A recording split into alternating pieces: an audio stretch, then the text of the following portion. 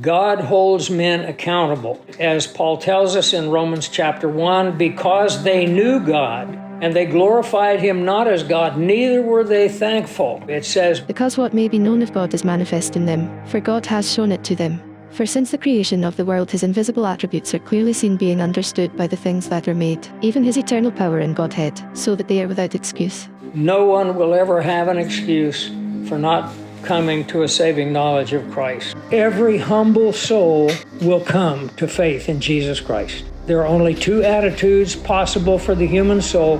One is arrogance, one is humility. Peter tells us that God resists the proud but gives grace to the humble.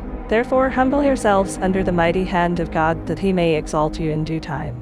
So when someone hears the gospel, reads the scripture, hardens their heart, what is their problem? Their problem is they won't humble themselves.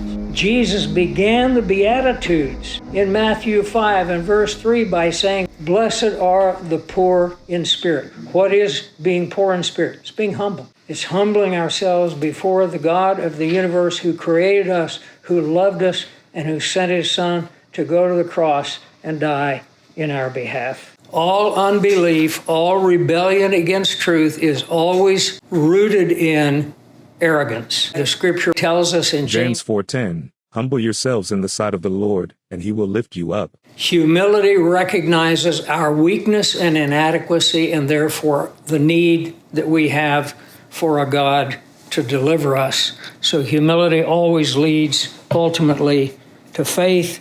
The wicked, of course, reject truth and rebel. The ultimate sin is unbelief. As a matter of fact, no one, this may shock you, no one will go to hell for their sins. And why is that? Because Jesus Christ paid the debt. He died for the sins of every member of the human race, past, present, and future. And what does John tell us in John 3:16? For God so loved the world that he gave his only begotten Son, that whoever believes in him should not perish but have everlasting life. And we all know that verse, but we need to go on to verse 17. For God did not send his Son into the world to condemn the world, but that the world through him might be saved.